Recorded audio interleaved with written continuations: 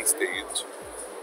In the middle, to the back, you will see black big stage, right, in the back. I am there. مرحبا بكم مجددا أصحاب المعالي والسعادة، حضورنا الكريم. تبدأ الآن الجلسة الثانية من قمة المعرفة. Your Excellencies, ladies and gentlemen, welcome once again to the Knowledge Summit. الجلسة الثانية في هذه القمة وفي يومها الأول بعنوان الثورة الرقمية ودورها في تطور الإعلام ووسائل التواصل الاجتماعي. We will now commence our second session themed The Digital Revolution and its role in traditional and social media. يدير هذه الجلسة الإعلامية ومقدمة برامج كلام نواعم منى أبو سليمان، فلتتفضل إلى المنصة. This session will be moderated by Munna Abu Sulaiman. Please welcome on stage. Thank you.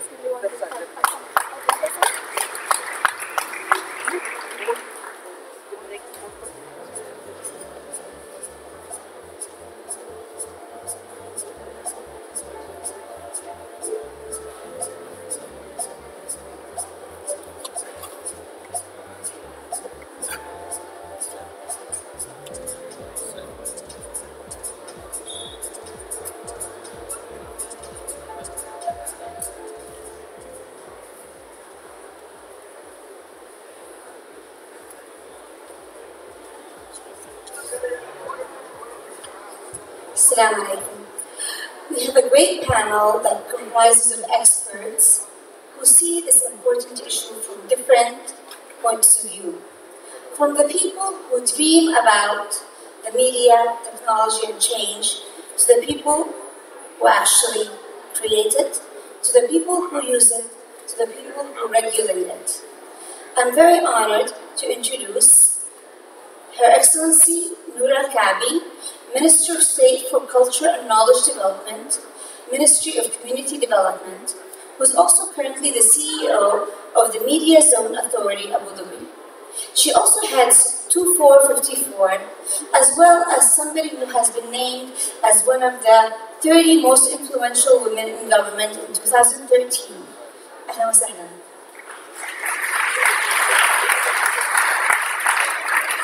We also have with us Mr. Majid Al-Suwaidi, who is the Managing Director of, perhaps I might have made a mistake.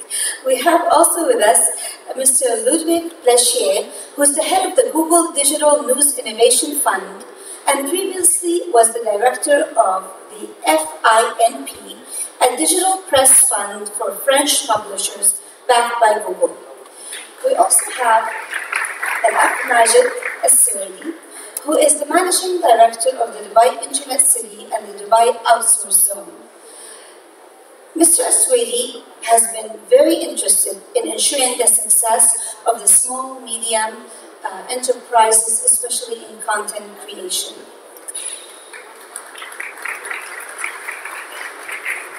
Our fourth panelist is Mr. Larry Birnbaum, who is the Chief Scientific Advisor. He's a professor of computer science at Northwestern University and has received his computer science degree doctorate from Yale University in 1986. His research is in artificial intelligence and computer science, which includes natural language processing, case-based reasoning, machine learning, human-computer interaction. To the floor. Our last guest is Mr. Will Moy, who is the director of the Full Fact since 2010. He has been able to actually work for the non-party affiliated Pierre Lord Law of Dalston and the Parliamentary Advisory Council on Transport Safety.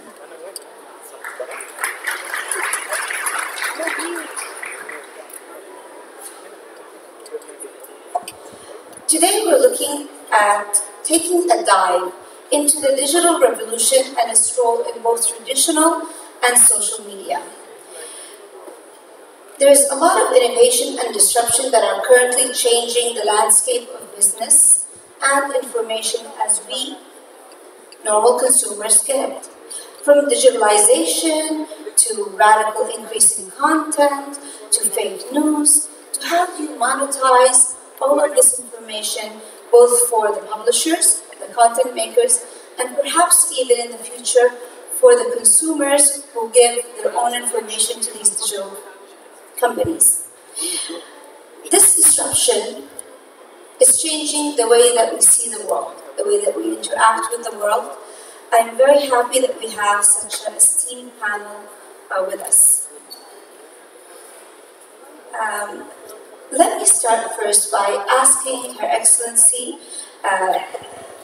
Noor Al-Kaabi about what is UAE doing for the digital landscape. Thank you, Muna. Good morning, everyone. This is truly a great pleasure to be here at the Knowledge Summit. I truly thank the organizers for such an important gathering for us to exchange and discuss what's coming up next. It's a thrill to witness the new experiences we face in the digital age, and again, at the same time, this comes with a price as well. With regards to your question, Muna, I believe that the UAE government is structured in a way also that it's putting itself in the forefront of technological development. With the new cabinet restructure or shuffle that happened recently, we're also looking at individuals who are representing us, and a Minister of Artificial Intelligence, a Minister of Advanced Science, and again, the cabinet, it's called the Cabinet of the Future. So you're looking at us also, members of the cabinet, looking into how the conversion is happening between the ways that are, maybe we'll call them traditional ways, and as I said, the conversion to technology and development. So how it can be in the forefront. This is where, again, there is a lot to be looked into. We have a year of innovation, and we have a day of innovation, and we're also measured in our jobs in terms of how we innovate when it comes to the work we do. Therefore, we're also looking at, let's say, a project, the Mars City, which was announced recently. And I believe we have 30 months to go to have a Mars City and to explore how would it be maybe to be in Mars. The ambition is there now. It's not being certain, but it's also exploring and empowering the youth, getting the government to work on such agenda, and then embedding that future agenda in everything we do.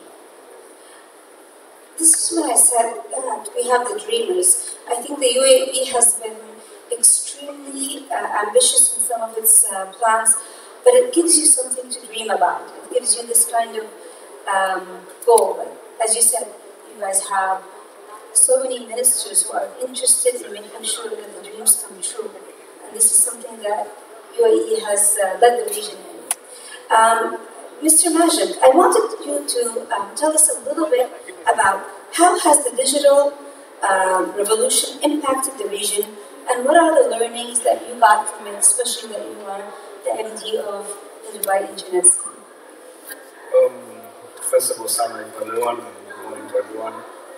A small tweak, I think, the small update. And now I'm the managing director for Dubai Media City. So very similar, very not far off. So coming back to your question, I think it's very important to highlight that I think the digital revolution has taken everyone by a bit of a surprise. Although, and I think people saw certain guessing items that have come up in the past that would have resulted in what we are in today. Nevertheless, if we talk about the region and about what's happening here, we are fortunate to have gone through a major change, overhaul over the last 15, 16 years with the new vision that His Highness has put for the Dubai and the United Arab Emirates that was set with the idea of the digital revolution in mind. And then based on that kind of revolution or idea, there were certain steps that have been put forward. And one of these steps was the creation of Dubai Internet City, which was going to be able to handle the technology-based companies that are passing through the region and hold them into the region. Today, I think, if we talk about my earlier role, I would say that Dubai Internet City today holds most of the major Fortune 500 companies within the region. Now, saying that, holding them is one part, but I think the ultimate reason behind attracting all of these companies today into Dubai, or into the United Arab Emirates, was to have a place where people would rub shoulders with technology, revolutions, ideas, trends, and be up with the trends that we have. And as we've gone through all of these iterations in the past, we've seen huge changes that have happened. I think one of the major things that we've seen in the past was the reality of the fact that this part of the world didn't have that much of the digital revolution at that point in time. There wasn't much activity happening on the ground, whereas the world was moving at a faster pace at that time. So the strategies that were set is to build on the character and build on the people that are here. So the last few years was building the base for a creation of talent that could drive basically the idea of digital revolution to the next level. Now, fortunate also we are, is that we leap over certain trends that as our places used to go through them. So instead of going from stage 1 to stage 2 to stage 3, we tend to go from stage 1 to stage 4, for instance. And this is, we are fortunate in that end because we are attracting the top talent from around the world. Okay, so one of the statistics that came out of the Arab Media Report recently is that people in the region, on average, spend 10.9 hours per day on media, traditional and social, increasingly mobile. Can you tell us a little bit more about the content creation and how organizations can work to ensure that the content of those 10 hours is actually something that can help the region versus the amateur videos that we're seeing and perhaps to measure the Okay. So, things that you're doing to help those organizations create great content. So, from our end, what we've seen is that in the last few years, coming back, I think we'll talk a little bit of history quite a bit here, is that there was a lot of amateur content available on the web. But also this amateur content wasn't strong enough or did not meet the minimum standard of value-created content. So what we did is that we created some kind of an understanding with all of this, our business partners across all the industries that we deal with, and we deal with the media, we deal with technology companies, and we deal with universities, academia, and others. And we actually tried to instill a new vision that would result in creating more valuable content for the public.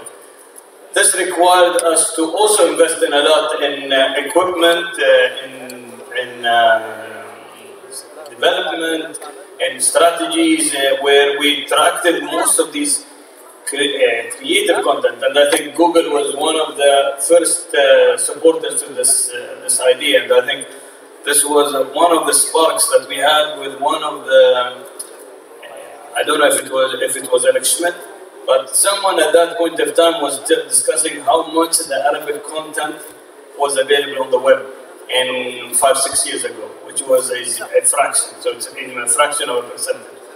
And that was the driver for all of these changes that have happened. And we're still working on it. Making great content in Arabic is one of the most important strategies to go forward in a digital age. Ludwig, you are the head of the Google Digital News Innovation Fund. What do you mean Digital News Innovation Fund? Explain that first for us.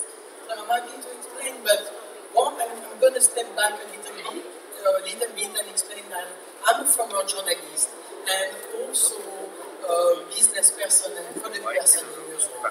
So I really try to be in publisher shoes, and I'm part of those people that think like you, that we are living absolutely amazing time talking about content creation. Um, in terms of opportunities, the reach has never been that big due to the platform, to the job we are doing all together, and how news are today the power of social, the power of platform. And that is great opportunity for publishers, for journalists, for newsmakers. The thing is also that at this point to produce great content, back to your question, you have to change the way you are producing content. You have to reshape your way you are doing journalism. And all that is about reinventing yourself, finding new recipes to distribute the content, to frame the content, to find new templates, new way of storytelling. And of course, we are part and we want to be part of this transformation end to end. So what we've done in Europe, and it started there, but we are learning from what we are doing, so everyone will benefit from that. So but this is about the innovation initiative. Yes, that's so right. this innovation fund is all about stimulation and helping the news publishers to take risk, they're taking risk and test new things. So it's a 150 million euro effort from Google for projects that demonstrate new thinking in the practice of digital journalism and the creation of new business models. Because of course, the way you are producing content has to be reshaped, but also the business model. And we are very part of it. We are collaborating and partnering with publishers. And there are examples for this initiative. This initiative is based on 3 pillars. The first one is the product. And product that has been designed by Google engineers that are now benefiting everyone, like accelerated mobile pages. You have it here as well. It's an open source framework that helps loading the page, accelerating the loading. So basically the fund is looking at how Google products that you guys are creating can also help these projects that you are funding to ensure that there is this kind of collaborative content creation. So the digital news initiative is broader than the fund. It's based on 3 pillars. One is product, the other one is research and training the newsroom, training newsroom to Google products, to help them gathering data, working on news story. And the third pillar is only about innovation, and this is the fund. The fund is project done by publishers, supported by Google, but it's still the publisher's project. They own the IP, we are not investing, we are giving. And through this fund, we can see the new trends, the new opportunities that are flying around. And that's very interesting because it also helps to understand what does innovation mean when you are talking about news. Actually, no one knew really what is innovation. It's hard to define innovation. How would you define innovation? Actually, innovation is a process. We received in 1 year and a half more than 3,000 applications, and we selected 359 projects for 73 million euros. With those amazing numbers, we see the interest of publishers to try new things, but also the diversity of topics. We have many kinds of applicants, from bloggers, publishers, broadcasters, online learning players, and the topics are going from fact-checking, investigation, blockchain, our technology, the blockchain is the backbone technology of the digital currency, the Bitcoin. And we're going to come back to blockchain because it's a very important new trend. So here we have the governments pushing for technology, actually creating the areas where people can use technology. Technology companies coming in and saying, we're not only creating products, but we're working with the publishers to ensure content. The problem is there's been massive content coming out of the internet, and part of it is fake news. Part of it has been very problematic because it can actually manipulate people's opinions in very important points of their lives, and we've seen this before. In 2017, I think this has been, the word fake news has been the trending topic of the world. So I want to talk to Will a little bit more about fake news, the distinction between fake news for money and fake news for manipulation, and what can be done to limit that. With Will. Thank you very much, and thank you for the invitation. You're absolutely right that fake news has become a dominant global conversation over the last couple of years, and also that actually to have a helpful point of view on it, it's much more helpful to break that concern into its component problems, which are solvable. So one of the problems that was noticed during the US election last year was that people were creating websites with completely made up stories on them that looked like news that weren't, simply in order to attract people to those websites and get the advertising revenue from having all those visitors. One of the iconic examples of that was teenagers in Macedonia making up these websites simply to make money. And that's one example of completely fake news. But actually it's an extreme, and it's a relatively solvable problem. The advertising networks, the big ones, Google and Facebook, were able to intervene to change their advertising methods to make it harder to make money out of that sort of content. Unfortunately, that has shifted some of these producers onto other advertising networks, but the purely financially motivated making up of stories is something that can be tackled by tackling the economic incentives around it. Then you move on to the whole range of what can be described as fake news. Because actually, over the last year or so, we've begun to see everything from made-up stories, as I just described, to satire, which is poking fun at major events, being described as fake news, and even legitimate questions from the media being described as fake news by people in positions of power.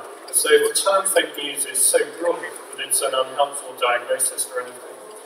The area where fake news is, the area where I think there is really interesting problems is the making up of content in order to manipulate opinion and in order to drive political events and political currents. And I think this is what a lot of people are worried about. What are the efforts to actually stop this that you're aware of?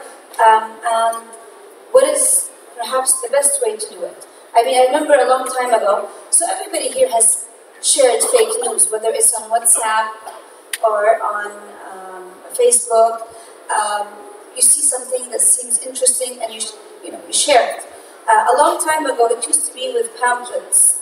I remember when I was younger, you would get these weird things, somebody مسح بسبب ما قرأ مدري إيش صار شيء, and it was fake news, but people didn't understand the reach. Now with media, the reach is everywhere, and every single one of us has done it. And the issue is when it's actually vicious, when it's actually used to tear countries apart, to increase racist attitudes, or actually manipulate election results. And so the distinction is important, but also the way to combat it is important. If you can elaborate on that. Let's start by thinking about the various people involved in this scenario. On the one hand, I've been really glad to hear the emphasis on education in the morning so far. Clearly, one of the big opportunities to tackle people being able to be manipulated by false information is better education, making people more aware of how information can be manipulated online and more able to think critically about what they're seeing.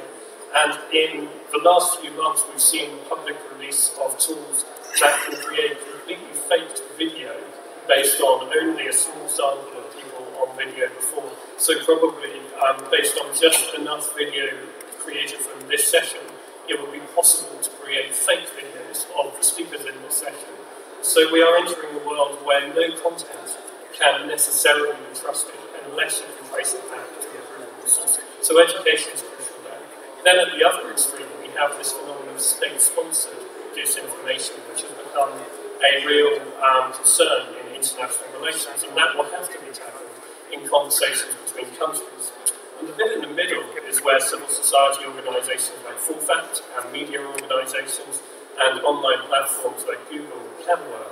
So Google's Digital News Innovation Fund funded the prototype of FullFact's automated fact-checking work. We have created tools that can automatically recognise people repeating claims that we have previously fact-checked and flag that in real time.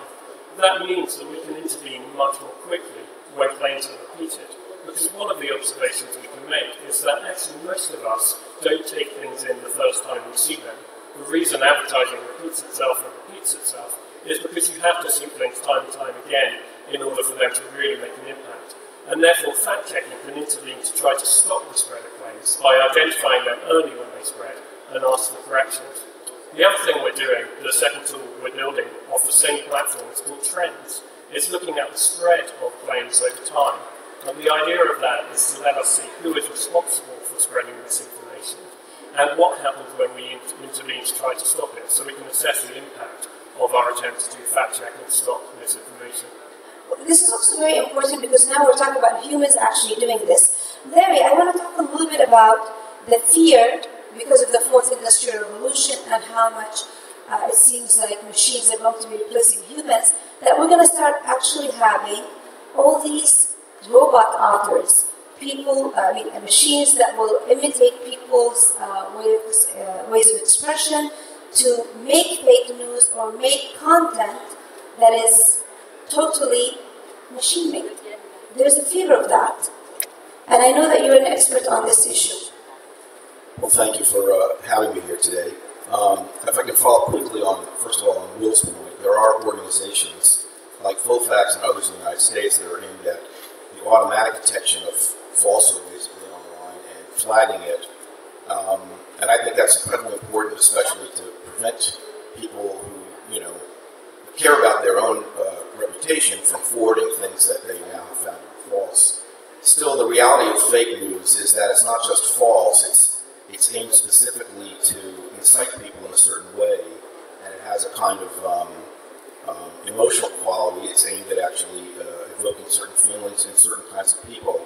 So I worry that even if we can actually tag something automatically as not true, it may not have its intended effect on helping people to sort of reject that information.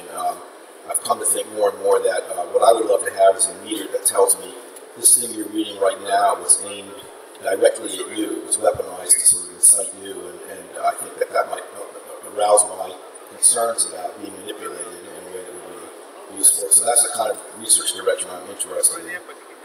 Going back to the original question, the automatic generation of news stories, or of any story, is in its infancy, but is certainly gaining ground. The technology that we developed at Northwestern, and which is being further developed and marketed by the company Narrative Science, is aimed at taking data and turning those data into stories to convey to people. And the purpose really is to make the world's data meaningful to people through stories at scale. And in general, I think given all the data that we have around us and that we're hoping to try and understand and make sense of the world around us, I'm hoping that will be a positive step towards making the data that we have usable by people. To make that work, of course, it has to operate at scale, which means it has to be personal. It has to be something that you care about. So rather than one story, for many people, we're talking about a story for you around your data, your kids' baseball game or soccer game, your personal financial situation or health situation. And those applications obviously appear very, not just benign, but positive, really, and incredibly useful to people. As the technology progresses, if you ask, how do we, vouchsafe ourselves against, sort of algorithmic manipulation by people who will sort of spin those data in ways that are aimed at, again, really misleading us. I think that's going to be definitely a big technical challenge. I think the good news is that a lot of technology has the possibility with it of being, in some sense, of auditability or traceability. In other words, when a machine tells us something, I think we have the right to ask the question, okay, tell me why you said that. What was your reasoning behind that? What were the facts that you drew on in order to actually convey this information to me? And to the extent that we build technology that is transparent in this way and can explain its reasoning to people, I think we have a better shot of avoiding the kinds of manipulation that you were talking about at the beginning. Well, I'm going to move a little bit from the manipulation of media and robots as authors into something else that we're also afraid of. We're afraid of how the nature of employment is going to be changing. But social media has changed the nature of employment. I wanted to know if Your Excellency, Luna, can tell us a little bit more about how has social media changed employment in the Middle East, perhaps even in the United Arab Emirates? Okay, well, I mean, of course, I mean, with social media, it just dictated the way so there, I mean, the social media make people curate their content, and again, at the same time, have the citizen journalism, if it's a video, if it's music, if it's a talent, if it's a dance, if it's a cooking show, if it's whatever it is. I think with the social media, people are now the curators. With the Middle East and with the phenomena that is happening with social media is it's also happening somewhere else. That influencers are dictating now how to market for the products. Influencers are the ambassadors, and they're also being hired by big telcos, by small companies, but from a cupcake business to an airplane business. So it's more of how social media is and companies and marketing is adapting that curating of content and that individual based on the celebrity and the influencers and how it goes out. The point is, and talking about social media, is how different countries, and especially I believe in the US, is how it kind of regulated, and you understand when an influencer is marketing for a product and how it's a sponsored advertisement. When it's sponsored, you know it's sponsored, other than the other way around, where around here in the region, it's still not clear yet. They will advertise for it and they will place it in their social media accounts. But again, the measurements are kind of not working the same way we feel they're supposed to. An example is if a social media influencer has to declare it's an advertisement, then if they will drive traffic to a website, some of the proceedings will go to that influencer.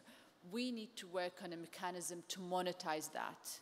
To monetize that, it will help us to regulate that in a way that will enable the business and not hurt the business. But it will be a fair proposition for the social media influencer and for the entity that will also want to get the product out there. So this is when we talk about social media and marketing. And now we talk about social media and news, and as you mentioned, the fake news. And I'm happy to hear about Google's digital journalism. What I would like to highlight in this region, we are in a place where we see hope, we dream. We want the majority of our population, who are the youth, to live in a better place than today, to be able to celebrate exporting the last barrel of oil while they're very much capable of living a sustainable life. How do we do that? Is again, at the same time, our investment has to go to entities that we know that are not driving their own agenda. They're not driving the hate speech. They're not driving extremism. They're not driving sectarian kind of spirit in such situations. And we have them in the region. So I believe that we're very much blessed to be in a country that has the majority of the top 500, as Majid mentioned, and be in a country also that welcomes such big companies. Yet again, at the same time, it's also important to understand the culture, the religion, the kind of speech, and what are the values that we want to make sure that we instill when it comes to social media and the influencers with social media. So I'm just calling for the investment to go to the entities that are that they believe that the values, it's not based on a religion. Values are based on humanity values, based on values that will make me after 10 years, maybe when I retire one day, to feel very comfortable to see my niece being able to live a better life than today. So this is a very interesting point of view, and it comes from the policymaker who has to look at every segment of society. And we talked about employment a little bit in the beginning when you were talking about marketing and how revenue is important. Well, there's a new type of revenue that people have been talking about, which is basic universal income, where the government gives money to each citizen, no matter what age, according to a certain standard of living, so that people would actually be have a dignified life. If we change this idea from the old world, which is where the government comes in and helps people, to the new world idea where you actually become the person in charge of your destiny. And so there's a new idea of basic universal income that looks at companies like Google, Apple, Facebook, where you're giving them all your information for free so far, and basically to try to develop an algorithm where whenever they're using your information or they're getting your information, they pay you back. So I wanted to understand if this is something that Google is grappling with as a form of income, not employment so much, but income. So first, what I'm doing at Google is not working on the product part, but really empowering publishers to work on their own product.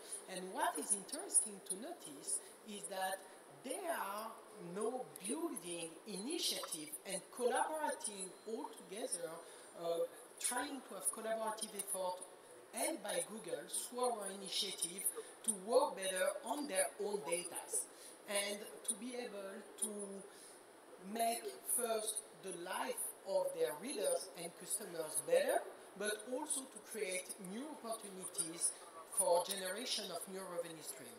I will take one example funded by the Innovation Fund. We are in Portugal, and 80% of the mainstream publishers were not talking to each other that much. They decided, especially for our initiative, to come with a collaborative project that is a single sign-on, which means when you register to sign on for a newsletter or to subscribe on one of these websites, you are also recognized in another one from another publisher. So no difference to recognize the user, the reader, between those different brands. It creates for them amazing opportunities to reduce the complexity, to transform a reader into a most valuable subscriber, to increase the consumption, to gain attention, which is absolutely key today, and to sell bundles. Those kind of initiatives are really helpful for the ecosystem, game-changing for them, and we are part of it. So we are collaborating with that. So let me go back to the original question. Yeah. Is there any kind of discussion at all at Google at looking at passive consumers? Basically, as I'm using the net, Google gathers information about me. Is there any discussion about that being something that would benefit me financially in the future? So again, not you, but in Google, like in yeah, okay, but I'm not part of. So you don't know if there was. I'm really focused on empowering the publisher and building the bridges between us and the publishers. It also goes with a certain level of dedication to what they are doing only and separation with the product. Well, thank you for that. Majid, I want to go back to the Dubai Media City. As we know, Dubai is the city of the future.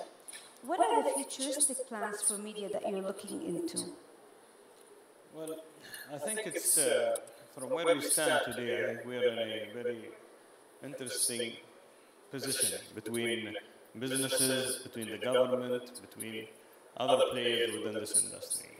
So our focus, I think, if we can put it in this, our focus in the next phase. So we started with, actually, I can give you a little bit of history too.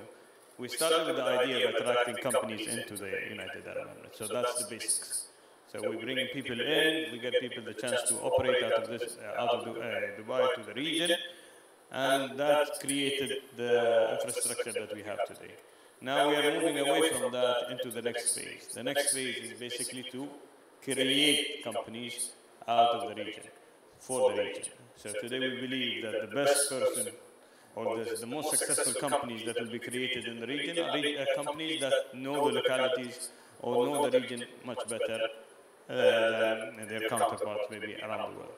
Not to say that there are no successful companies that are operating out of other parts of the world that could do the same job, but we believe that the region needs to create its own businesses. So the next phase is all about creation of value, creation of companies, creation of content producers, creation of opportunities for people to start growing and building up their businesses out of the region. So it's very critical that the cities today are focused on how we can make it even better for people to build and to create. So our next drive will always be around this creation of whatever it is, so content services. Whatever technology takes you, you're going to be there. I think technology is a vehicle. And the technology is not the hardest part of the equation at the moment. Now you find there are so many technologies that were developed for a certain reason, and they're actually doing something else today.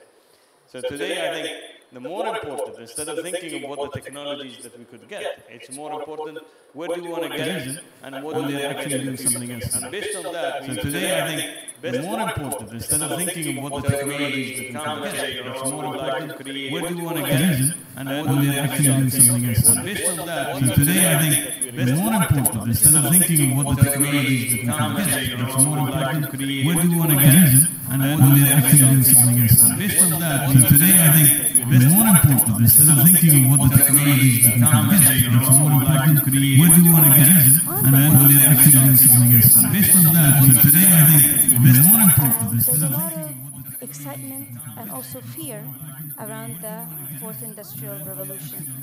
Can you tell me what are you most excited about and what are you most afraid of? Thanks for that easy question. What I'm excited about is that I think the automation of a lot of knowledge work and other kinds of tasks that human beings are currently doing can certainly lead to a richer, safer, and more fulfilling world. I think there's no question about that. I mean, I don't work on this, but if you think about self-driving cars, I mean, cars are a public health problem right now, just due to the number of people who are killed in automobile accidents. And if you think about the lives that could be saved through technology there and the development of really safe driving, that would be an amazing gift to the world, really. And in terms of, I mean, maybe it wouldn't be curing cancer, but it would certainly be, eliminating a great cause of death and suffering in the world. The work I do isn't nearly so fraught or impactful in that way, but I think that, again, helping people to understand the world around them. I mean, we're now flooded with data. There's no point in gathering and analyzing it if people can't understand it. And so the tools that we're working on to automatically help people understand the data around them, I think, could be a tremendous boon to all of us. The fear is, what will be the meaningful activities for human beings, obviously, and I think the meaningful activities for human beings is to interact with other human beings. I mean, I think that's the meaning, and I think that I was just listening to Her Excellency's talk about dance or sort of personal content creation. I'm excited about that. I'm excited about the idea that people will do the things that they love to do, that give meaning to their lives, and share them with other people, and that the basis of in some sense, human economic activity is going to be these very personal transactions around things that you make for other people or things that you do for other people in a very personal sense, as you would do them now for your friends. I mean, the United States right now, this may sound a little down the road, but artisanal food, for example, and the whole farm-to-table movement has become a big deal in how we eat food out. It's not, and so the whole purpose of that is to decommodify everything along the way and make it personal again. So I guess my hope and dream is that as computers begin to automate sort of the commodity work, we're free to do the work of which is much more interpersonal and less transactional. Part of that is also, when you look at media, is how how digital media has disrupted traditional media, and the rise of the citizen journalist, with its challenges and opportunities. I wanted Ludwig and Will to actually talk a little bit about both of those issues, as well as the training of journalists, whether you're a citizen journalist or a normal journalist. Ludwig, if you could. So citizen journalist and journalist. It's a really professional and amateur relationship, right? And at some point we say everyone can be a journalist. I don't think it's true. It's like a robot. Robot can help, can do part of the job, but it's actually an opportunity to be even better and to go even more in depth in what you are doing. So it will always be a collaboration. Journalism, you need some skills to do that. And that goes with training. You need to be able to find exclusive content. You need to be able to figure out what are the right questions to ask, like you are doing immediately. And this it requires some training and best practices. What is different today is that everyone can engage with journalists. So you can work together, you can be challenged, and the story never stops. When you finish your story, it goes out, then you have follow-up. You are challenged by someone that can be even more expert than you are. So you have to always put yourself in danger as a journalist and be able to provide answer, to double check, to update, which makes your job more complicated, but is also the fascinating things with the new relationship with the audience, which is always improving yourself and going even more in depth. So I see that not as a street or as a competition, but as something that is really game-changing, but in a positive way for both parts. So it can be positive, but also because of the rise of citizen journalists, anybody who has a telephone becomes a journalist, a content maker, somebody who is a witness to events. It has disrupted the monetization model of the news industry. We have lost a tremendous number of citizens in the journalists because of citizen journalists in the past 5 years. And yet you're saying we need the journalists to be trained. So with Will, what are the issues, the challenges that you see because of this new model that is happening, because of the lack of income that is coming to the traditional journalists, while the need for verification rises at the same time? Well, I suppose I'd start by saying that although we've spent the session talking about the challenges of new communications technology, fundamentally we live in a time of enormous opportunity, and it's grasping that opportunity which is the biggest challenge of all. But that said, the fact that full fact exists is interesting. A generation ago, you would expect media outlets to have internal fact-checking teams, teams of experts, and what we have seen in the UK and I think elsewhere in the world is that there are fewer media outlets trying to produce more content over more channels in less time with less specialist reporters and journalists. And that means that it is harder to do the in-depth reporting that has made journalism such an important public service. And actually the relatively shallow reporting of here is a picture of an event that just happened does require scale. It requires a Reuters to be able to do that anywhere in the world. It requires a major news agency to be able to do that even within one country. and to some extent having citizens on the scene with cameras on their phones can jump in to that. What it can't do is the next step, which is stitching together that event in one place with who was responsible in a company, a government agency, or wherever else, and what is the long-term story over a month, 3 months, 6 months. That requires sustained investment, and as Ludo says, it also requires skills. So in our fact-checking team, we have a trained economist, social researcher, lawyer, statistician. You know, we need a whole range of skill sets simply to get to the bottom of important statements in public life. If you expand that out to telling the story of international relations, the level of in-depth knowledge and personal connections you need to be able to tell those stories well is huge. And so I think it's exciting that we have a richer view of what is going on in the world than we have ever had before, partly through data and partly because every citizen can publish. But a deeper view, a more in-depth view, actually requires people to spend time and therefore money on it. And the problem is, where does that money come from? Noura, you're also on the board of the Abu Dhabi media. So where's the money coming from for investigative reporting? Is this something that you guys are concerned about, that you're working for? I know there's a lot of beautiful things coming out of Dubai, but in particular, as Will and Ludwig said, the investigative reporting element.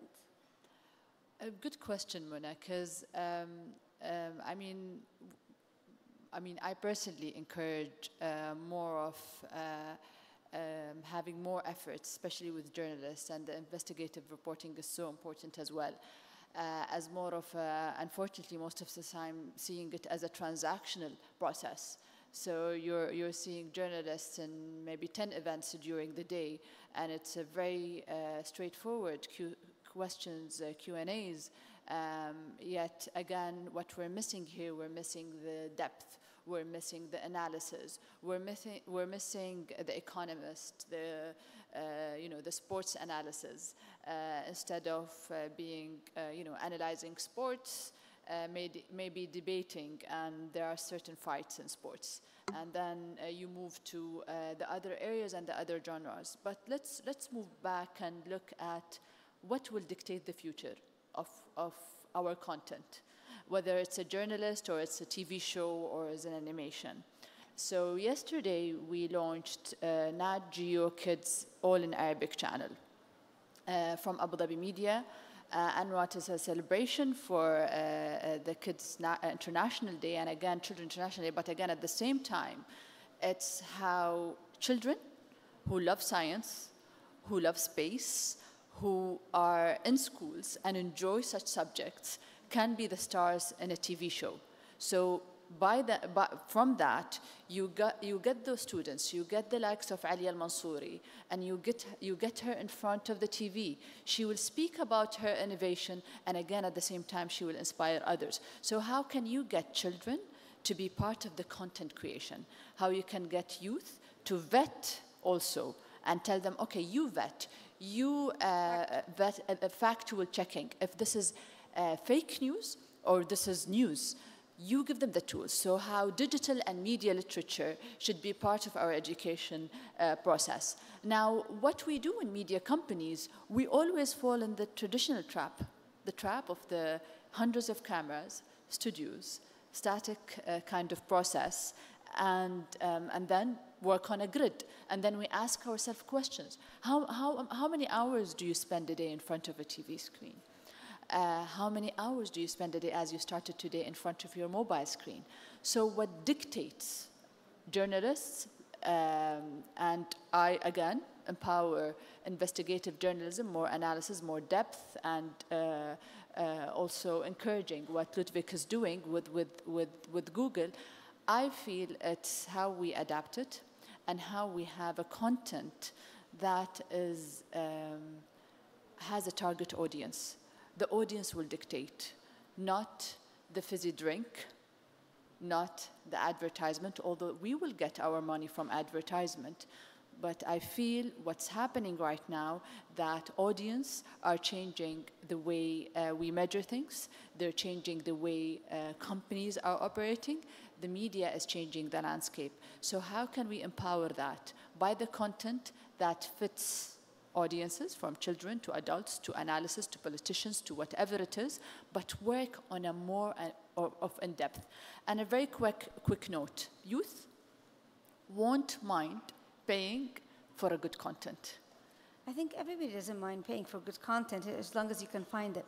Larry, on the topic of good content and investigative reporting, I remember reading a few weeks ago that within 5 years, robots will be able to write essays for high schoolers.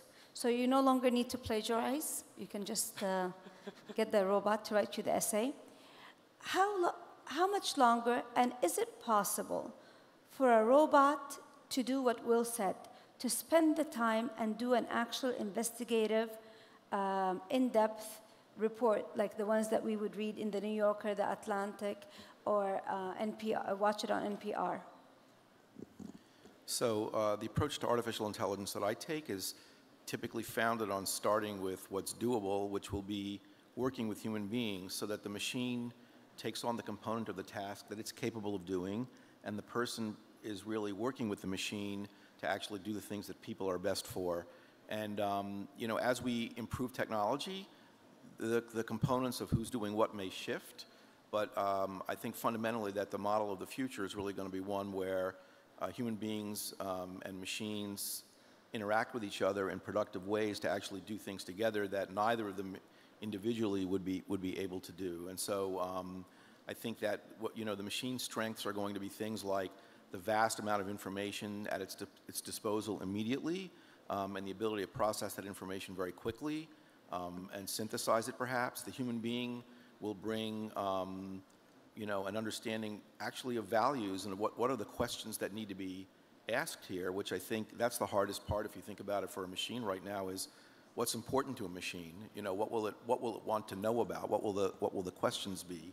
Now, I think that as machines work with people, in some sense, we will model that for them, and they might become better at that. But I think overall, I think the picture of the future is one of partnership. You know, the essays that are going to be written automatically, or that can be written automatically, I think they're going to be worth exactly, to both the student who chooses that course and to the person who reads it, will be worth, exactly nothing. So, I think much more interesting than that would have been, how about having the machine have a conversation with that kid about the topic and help work with the kid to synthesize the report, so that maybe some of the things that the student finds drudgery or difficult go away, but the fun part and the part that really is around understanding the ideas and asking the right questions comes to the fore as the thing that is the part of the task that the student focuses on.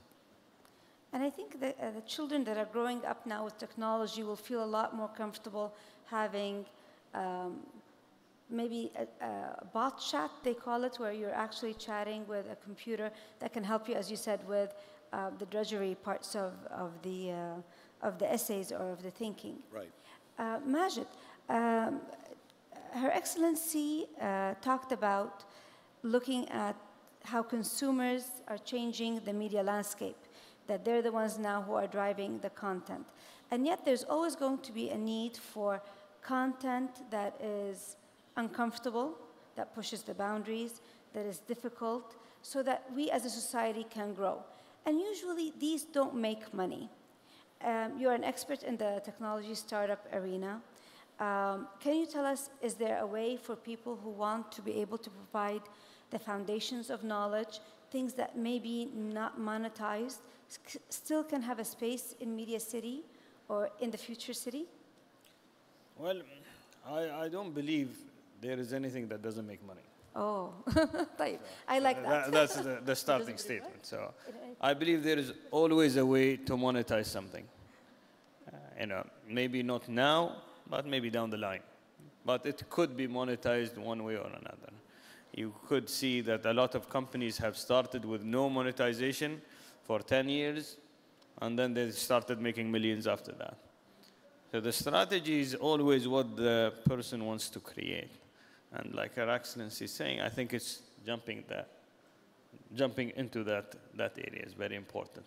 Self-regulation, self-understanding of what you want to do, and putting these questions in mind. You've highlighted a very important aspect. As society starts and I'm not an expert in society, but talking about it from a business standpoint, I think as we get into new areas, uncharted land that we weren't living in the past, we will always fall into uncomfortable situations, and we'll have people that will start working in uncomfortable business scenarios. Nevertheless, this uncomfortable situation at the initial phase will always be a little bit more easier to work with as you grow into that business. Looking at what we had 50 years ago and looking at where we are today, I think we've been through a lot of uncomfortable situations, yet change is always uncomfortable. Change is always something that requires you to go to have a strong heart, and you will actually jump into it when you have to do it. And I think today this is the same attitude that we see with all of our startups, for instance. All areas are either taken or businesses that are not available, and I think there was a report earlier, but His Highness was talking about jobs not being available today that could be available in the future, so we need to gear up for the new challenges in the future. And I think in business it's no different. We see a lot of changes happening. We see that there are interesting spaces that are coming up. We see that there are opportunities that are coming up. The strategy differs on how you want to achieve that. And I think today we have a huge number of supporters of the industry, whether they are mentors, whether they are creators, whether they are serial entrepreneurs, that could help in making the society even further. I think the growth happens to everyone when it happens. I want to thank my panelists for being here, for giving us diverse points of view on a very important issue that we're all living, how the digital revolution is changing media, whether it's social or traditional. A lot of times when people talk about media, I compare it to a smoothie. A smoothie is a very beautiful drink that that's easy to digest. It has a lot of nutrients. But in the end, you have to look at the blender. You have to look at what you're putting in the blender and the speed of what the blender does. So we are actually in a blender right now, media-wise. Everything that we have known has changed and is changing, and yet everything that we also have known is still the same. We need information to make decisions to have a better life.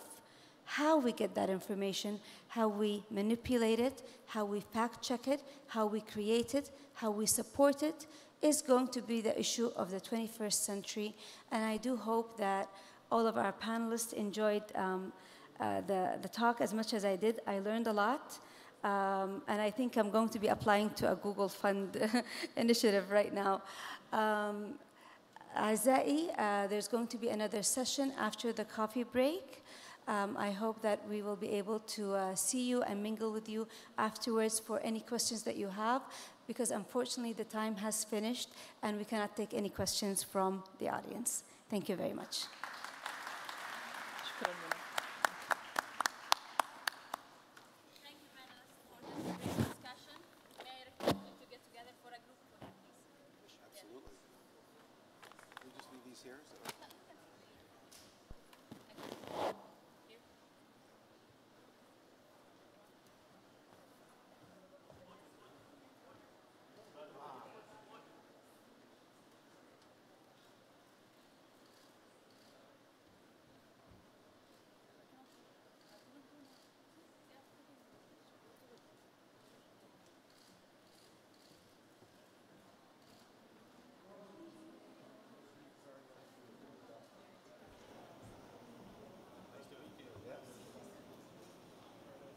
Now we will take a 15-minute break until we will welcome you back again for the official opening of this summit.